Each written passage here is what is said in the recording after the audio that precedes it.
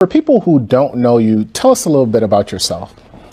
Well, I'm a third grade teacher in a country school in Riceville, Iowa, and I am here at the NAACP speaking because the day after Martin Luther King Jr. was killed by a society that hated him because he was going to change the economic situation in this country, I did an exercise in discrimination with my third grade classroom to let my little third graders, all white, all Christian children, find out how it feels to be something other than white in the United States of America.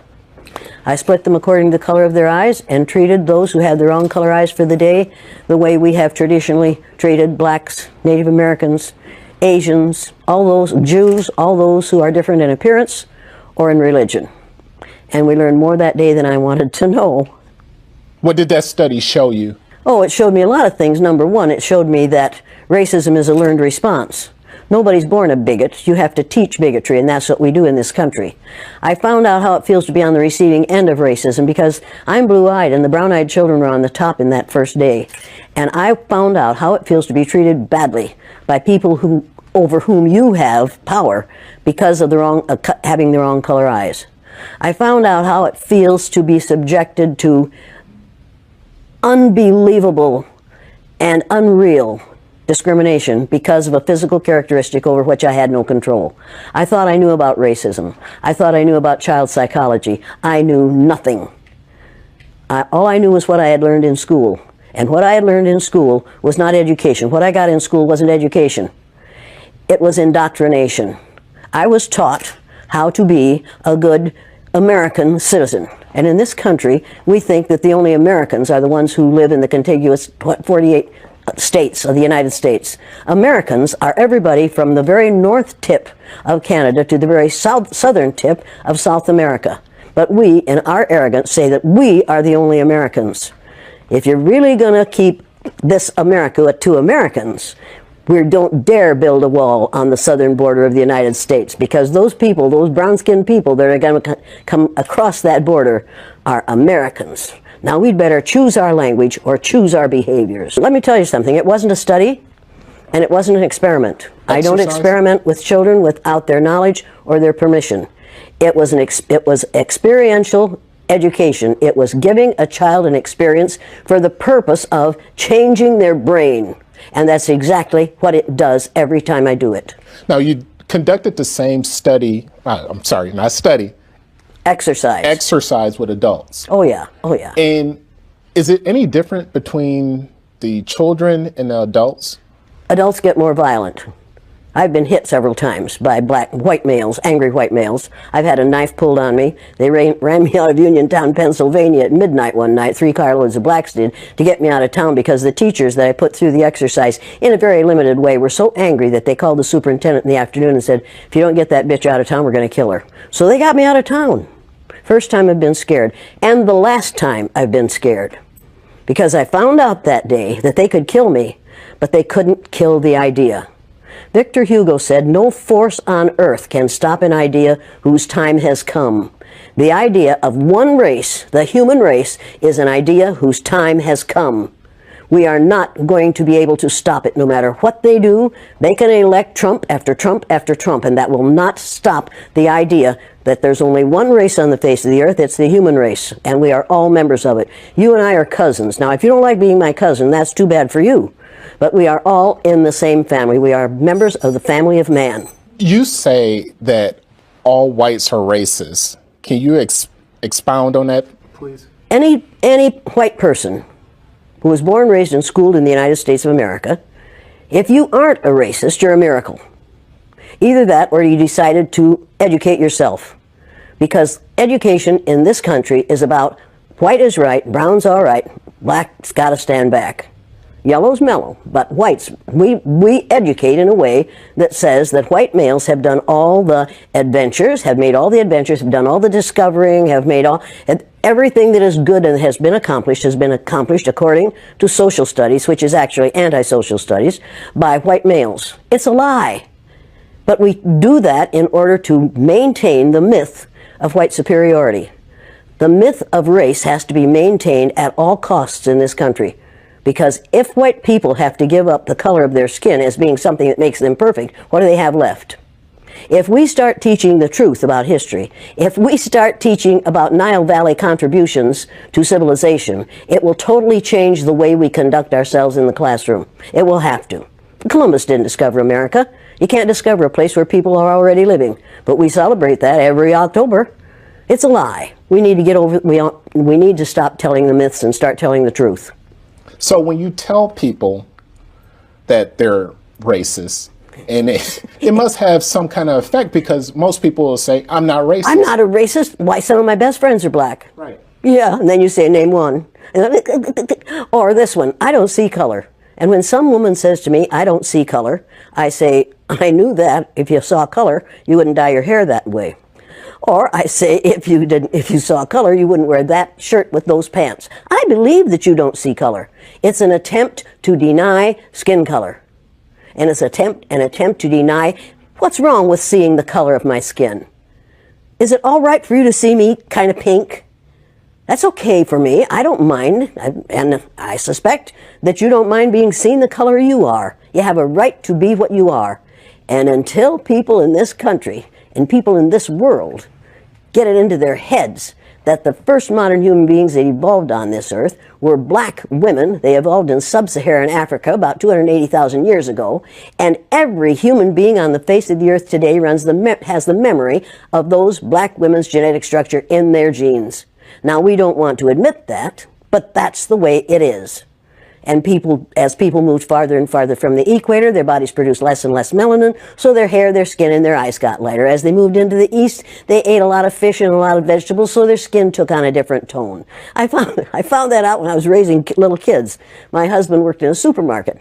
He was the head of the produce department, and they had lots of oranges that they couldn't sell, so he'd bring them home, and I was feeding my kids orange juice like you never saw in your life. They began to have an orange cast to their skin. I thought they had a liver problem. So I took him to the doctor, and she said, what are you feeding these kids? I said, well, lots of orange juice. She said, stop it if you want them to stop being orange. Now, if you think that skin color isn't anything other than the body's natural reaction to the natural environment, get over it. Jen Eliot speaking wants all of us to understand that humanity is the most important thing. That we are not supposed to be treating other people like they don't exist, or rather like they have a problem, or maybe we are better than them, or we are good compared to them. So I think it is good to listen to Jen Eliot, because anytime I listen her speaking, I feel like this is an old lady who has a lot of wisdom, and that wisdom, she keeps on spilling it out every time. So I want us to watch him and watch her and listen to what he has to say about racism and all that, because he has spoken so much about what black people are going through, especially in the in the land of a white man. And that's true. Blacks have gone through hell in the land of a white man for many years, for quite some time. And a time has come when this really needs to come to an end, because all of us, we are humans, and we need to feel like we're humans in one way or the other. So let's get to the video. So if all white people are racist, according to you, can they be reprogrammed? Of course they can. Of course they can. Of How? course they can be. It's called education. I'm an educator.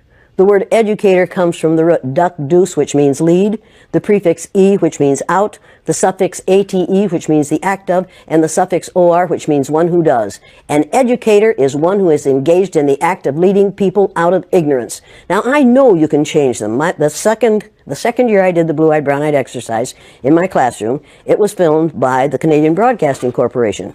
They gave me a copy of that film. I showed it to my father. My father was about 59 years old at the time.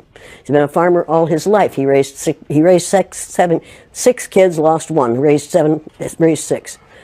Watched that film as a 59-year-old man. When it was over, he stood up, and with tears in his eyes, he took his red handkerchief out of the back pocket of his overalls, his bib overalls, and said, I wish somebody had taught me that when I was 9 years old. Nobody had dare say to me, this doesn't work, this is too harsh, this isn't necessary, you can't teach an old dog new tricks because they're wrong. You can teach an old dog new tricks. You can teach people to give up the myth of racism. Somebody taught the Greeks to give up the myth that the sun was a god in a golden chariot that went across the sky every morning. They believed that for hundreds of years. We have believed the myth of 3 or 4 races, different races in this country, for long enough. 572 years or something like that is enough of that. It was a lie to begin with, and it's a lie. Now, we often hear about reverse racism now. There's no such thing as reverse racism. There's no such thing as reverse racism. You can only be a racist if you have the power to institutionalize what you're doing to people who are different from you. What we're calling reverse racism is natural reaction to being treated unfairly on the basis of somebody else's ignorance. Now, don't ever let anybody say to you or about anyone around you that people don't like that person because of the color of their skin. That isn't the reason white people don't like people of color. They don't like people of color because they don't understand about skin color. And they don't understand that we all are descendants of somebody who looked like your mother. That's deep. You don't really want to get me started on this because I do want to get you started. I'm really angry about how we are miseducating the American mind. And what I like the most about what you're doing in your exercises is that you come in with a very direct attitude. You even call yourself the B word. Well, but you see, the B word for me is the one that's most often used to refer to me. It used to bother me a lot. For me, the B word is an acronym for being in total control, honey. So you want to call me that? It'll prove to me that you're out of control. And then I'll whip out my little Lorena Bobbitt fruit knife and take care of it for you. Go on. So is it necessary to strip away all of a white person's power, like in your exercises, in order for them to see the light? Or is there another way It's necessary to do what we do in offices and in the military and in schools and colleges and in hospitals and in community groups all the time. What we do is we become our parent ego. We go into our parent ego state, and that forces all those we're working with into their child ego state. And if you watch our present so-called president, he spends most of his time either in his child or his parent ego state. He never gets into his adult ego state unless he's reading off the teleprompter. And he is such a poor reader that oftentimes he makes mistakes, and then he is instantly in his child ego state right in front of your very eyes. It's absolutely fascinating to watch it happen. Speaking of our president, a lot of people say that racism has risen under him. Anybody who doesn't say that hasn't been paying attention. It absolutely has. I'm getting more hate mail now than I have gotten for years.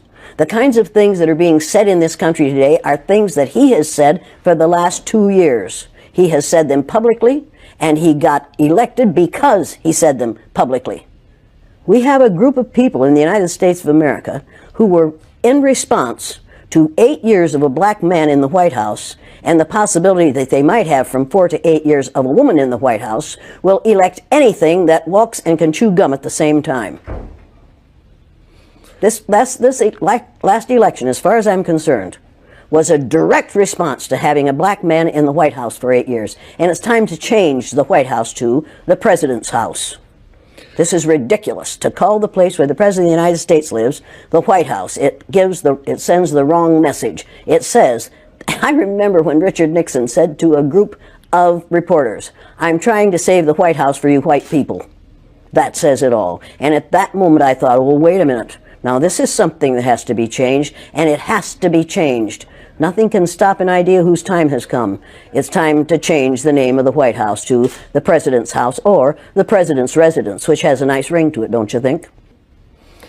With the state of the country being what it is right now, there's a lot of conversations taking place about, let's have a conversation about race. How would a person go about having that conversation? What can they expect to happen in a conversation Well, like the that? first thing they have to do is not talk about tolerance. I found out the day I was on the bottom in the blue-eyed, brown-eyed exercise with my students. I found out how it feels to be tolerated. I found out that tolerance means put up with or allow me to be. I don't need your allowance, and I don't need to be tolerated. I want to be valued, recognized, and appreciated. Put your tolerance where the sun doesn't shine. I do not believe in tolerance.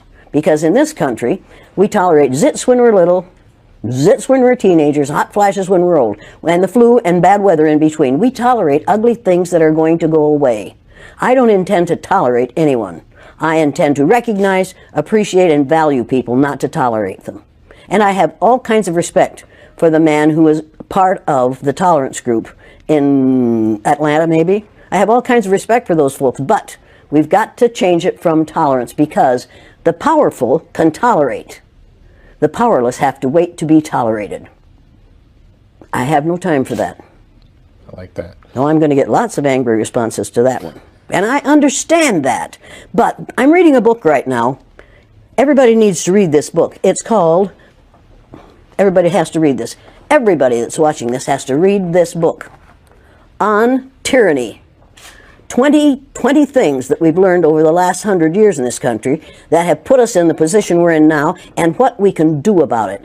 Everybody has to read this book. They should read this book first, and then they should read The Myth of Race by Robert Wald Sussman. And once you've read The Myth of Race, you will never, ever again go along with the idea that there are 3 or 4 or 5 different races. It was a lie made up by the people who ran the Spanish Inquisition. And before that, there were different colors, but race had nothing to do. There was only one race, the human race. We made that whole thing up. It's time to get rid of it. We have the power to do that. This country got ready for World War II in about 6 months. And you're telling me that we can't destroy racism? White people created racism. Anything you create, you can destroy. God created human beings, the human race, and they started out black women. White people created racism. Human beings created racism. It's time to get over it. Can we go back 1 second? Sure you can. You criticized President Trump. Did I? One thing that a lot of people have criticized former President Obama on was not speaking out on race enough. Do you think he failed in that? What if he had spoken out enough on race? Imagine what would have happened to him. The man is still alive. Do you remember Dr. Martin Luther King Jr.? Do you remember Malcolm X? Do you remember all those people have been killed not because of the color of their skin, but because of the fear of white people, that someone who isn't white is going to look better, sound better, act better, do better than they do. Mr. Obama was the president of all of us. He wasn't just the president of black people. He was the president of all of us. The man who's there now is and claims to be the president of the people who look like him. When he says, make America great again, what he's really saying is, make America hate again. Human rights activist Jane Elliott. Today, most urban sectors, especially Milwaukee, remains hyper-segregated. Why is it taking so long, or why doesn't it seem like we can move the button on diversity in neighborhoods? Because the people who have the power in this country are the people who have the money. And the people who have the money are going to decide where people live. You need to realize that there are more children attending segregated schools in the United States today than there were previous to Brown versus Board of Education. And that's a fact. You need to realize that it is not the intent of white people to let this situation change in favor of anyone but themselves. And right now, white people are really frightened. If you don't understand the destruction of Planned Parenthood offices, and you don't understand the wall that we're going to build on the southern border of the United States, you haven't read the book, The Birth Dearth by Ben Wattenberg. Ben Wattenberg was a brilliant Jewish man who was a member of the American Enterprise Institute. And he wrote a book, the first paragraph of which says, the main problem confronting the United States today is there aren't enough white babies being born in this country. He was an advisor to presidents of the United States. He wrote the book in 1987. He says if we don't change this and change it rapidly, white people will lose their numerical majority in this country, and this will no longer be a white man's land. Now, I'm not misrepresenting this. I'm telling you exactly, almost exactly what he says. He says there are 3 things we can do to solve this. Number 1, we could pay women to have babies, as they have been doing in Western European nations for years. Then he says, and these are his words, not mine, unfortunately, we would have to pay women of all colors to have babies, so we don't want to do that. He says the second thing we could do is increase the number of legal immigrants that are allowed into this country every year. Then once again he says, unfortunately, the vast majority of those wanting to come to this country today are people of color, so we don't want to do that. The third thing he says, and white women had better pay attention to this, 60% of the fetuses that are aborted every year are white. If we could keep that 60% alive, that would solve our birth dearth. Does that sound like racism to you? And if it doesn't, I want to know why it doesn't. If it doesn't, you don't understand what racism is. And I think it does. When we close Planned Parenthood clinics because we think they're there only for abortion, we need to take another look. They are used for many, many, many things, and many women need the things that they can get from Planned Parenthood clinics. But we are willing to do away with all that good to avoid allowing white women to have control of their own bodies. Now, nobody had better tell one of my daughters or granddaughters what they can do with their body. You haven't that right. Now, it would be interesting if we were as concerned about sperm cells, wouldn't it?